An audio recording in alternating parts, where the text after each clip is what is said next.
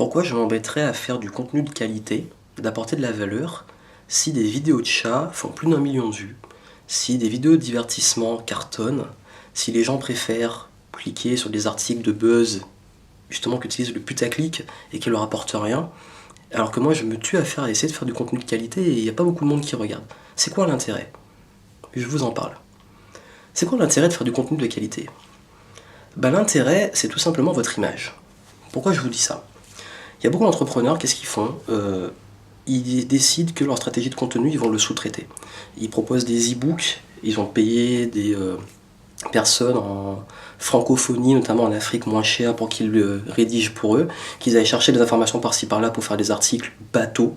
Ils vont aussi très souvent sous-traiter leur contenu. Ils vont engager des pigistes, des rédacteurs, etc. qui vont faire le contenu pour eux. Tout ça c'est bien, ça leur fait plein de contenu, ça leur fait de la visibilité, du référencement qui amène sur les produits. Le seul souci, c'est que quand on fait du contenu comme ça, quel genre de personnes on attire? Des personnes qui ne connaissent ni vos valeurs, ni votre vision, ni votre personnalité. En fait, ça reste plat, ça reste complètement neutre. Le gros souci de ça, c'est que c'est du contenu fast-food. Du contenu fast-food, c'est que les gens vont le consommer, et une fois qu'ils l'ont consommé, ils ont oublié. Ces fameux sites de buzz, vous avez vu super dernier buzz à la mode, vous allez voir dans cette vidéo 10 façons de rendre votre vie hyper géniale, la 7e vous n'allez pas en revenir, et vous vous rendez compte que les 10 façons c'est des trucs complètement bullshit et évidents que vous connaissez déjà, et vous avez rien appris.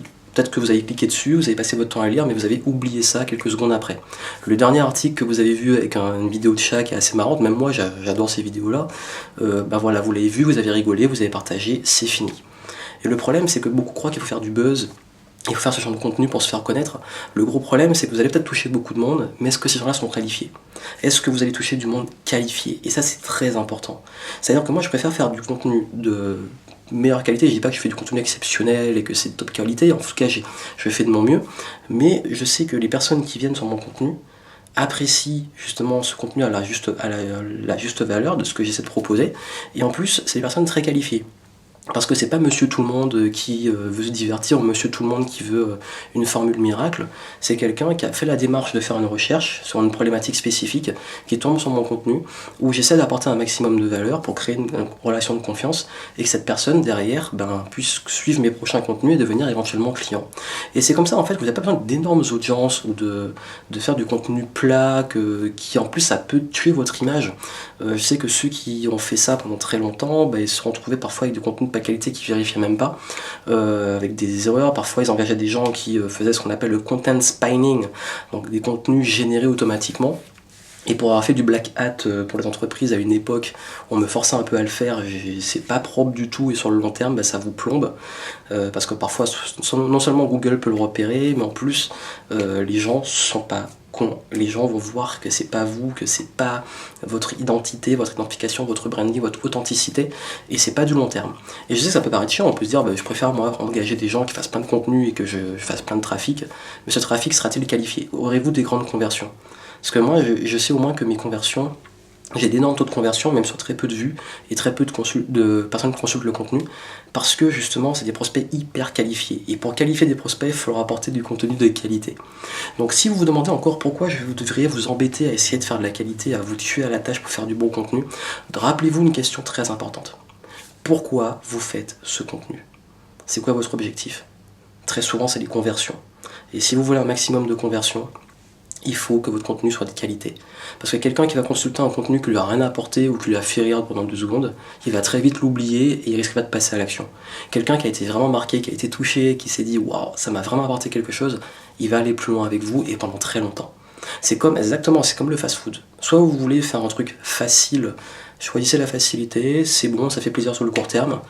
Mais après, pour la suite, quand vous le faites trop souvent, c'est pas très bon pour la santé. Ou alors vous visez le long terme. Vous faites du contenu de healthy, très bonne qualité pour la santé, qui en plus on prend plaisir à manger de la bonne nourriture et qui apporte et qui justement vous apporte une meilleure santé par la suite. C'est une meilleure santé pour votre business. La santé de votre business va être liée très fortement à l'image que vous allez donner. Est-ce que vous voulez donner une image de qualité, de professionnalisme, mais pas forcément professionnalisme hyper carré, corporate et tout. Professionnalisme dans le sens faire de la qualité avec votre style, avec votre authenticité. Donc réfléchissez à ça, c'est important quand même de vous rappeler que ça dépend, en fait c'est votre image qui est en jeu, parce que ce que vous allez publier c'est à votre nom au final, c'est votre image de votre marque ou de vous-même. Donc quelle image vous voulez donner? L'image de quelqu'un qui fait du contenu à la volée, qui n'a aucune valeur, ou l'image de quelqu'un qui apporte de la valeur aux autres? Ça c'est important, parce que le branding, ça fait la différence entre je vais aller chez cette personne-là qui fait de la qualité, ou je vais aller chez le concurrent. Bah, si votre concurrent fait de la qualité et que vous faites de la merde, est-ce que c'est intéressant? Après aussi, on peut faire de la merde et avoir beaucoup de clients. Quel type de clientèle vous voulez aussi? Ça peut être une question, mais ça c'est à vous de voir, je vous partage juste ma vision, moi c'est comme ça que je vois les choses. Voilà, donc je préfère au moins m'appliquer et apporter de la valeur plutôt que de sous-traiter, et je pourrais le faire, hein. Je pourrais sous-traiter mes articles, mes vidéos c'est un peu plus compliqué parce que je préfère quelqu'un parler à ma place, mais voilà, il y a plein de choses que je pourrais pas m'embêter à faire. Mais pourquoi je le fais? En fait, j'ai toujours mon pourquoi. C'est que moi, j'ai envie d'apporter de la valeur, j'ai envie d'impacter la vie des gens, j'ai envie de leur apporter quelque chose vraiment de concret, pas juste faire les choses pour les faire, que ça vous change, ou moins que ça vous apporte quelque chose. Donc voilà, donc ça peut vous aider de savoir comment on peut structurer ce contenu, faire de la qualité, et comment trouver votre authenticité, votre personnalité, la transparaître dans le contenu, et aussi comment faire en sorte que ça soit fluide, que ça passe pas trop de temps, parce que quand on pense qualité, on pense forcément travailler énormément le contenu. Je vous donne plein d'astuces, vous avez plus d'1 heure de formation gratuite, vous avez le lien en dessous, et dans cette formation, on prend le temps et je vous explique un peu comment faire du bon contenu, de bonne qualité, en prenant plaisir, et viser justement, l'objectif c'est de faire du long terme. Donc allez voir tout ça, et puis moi je vous souhaite une excellente continuation.